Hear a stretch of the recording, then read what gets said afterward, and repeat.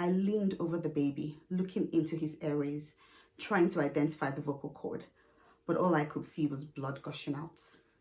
And I had to keep saying, suction, suction, suction. You see, this baby had just been born through a traumatic delivery and the baby was not breathing. The tension in the room was palpable. But I kept going. And finally I could see the cords. Tube, please. I intubated the baby and we began to see the beautiful rise and fall of the chest wall. Seconds later, the doctor asked me, Ebi, that was amazing. How did you do it? How did you keep calm? I don't know if I'll ever be able to do that. And I smiled. You see, you may see before you were a successful pediatrician, but my journey here had been anything but smooth because I had had intimate encounters over and over again with failure. But this had brought me to a remarkable revelation that failure was a gift. I'm not minimizing the pain or the hurt, but there is purpose in the pain.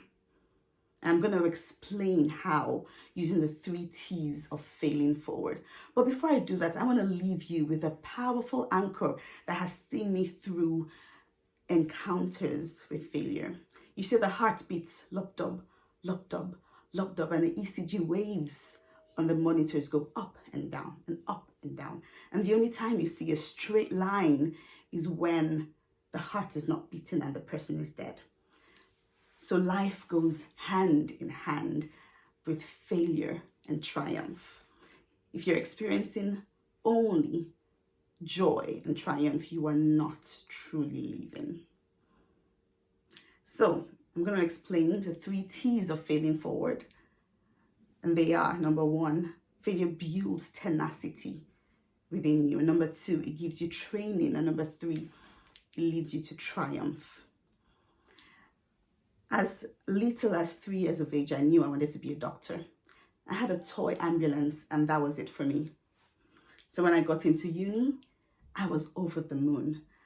My journey to being a doctor had started. But there was something about this university that didn't sit right with me. I couldn't engage. I couldn't connect. I failed my first year, retook it again. I failed again.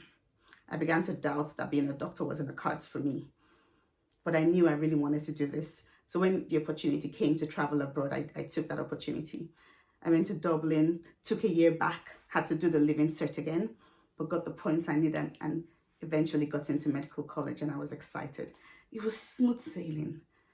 And in my 5th year, I had begun to think about next steps. I was going to be a pediatrician and I was going to do my residency in the US, and I've been traveling back and forth, getting letters of recommendation, doing the exams, and all that I needed left was to ace my final year medical exams. I took the exams and I remember the day the results came out, skipping to my laptop, logging in, and to my amazement, I failed again. Locked up. I had experience now with picking up myself and continuing the journey. So I did just that. I pushed through the pain, and 6 months later, I became a doctor. And I started practicing pediatrics and learning new skills like how to intubate babies. And do you think I successfully intubated a baby on my first attempt?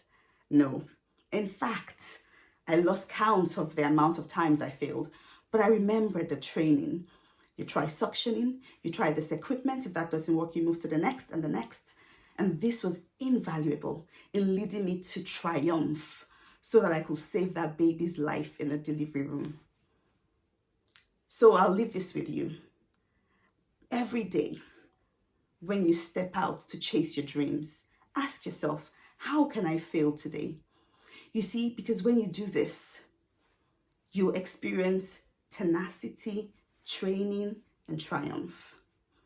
And when the fear or the possibility of failure rises up within you, remember, locked up. Keep going, don't quit, because only then will you experience the gifts of failure. Thank you.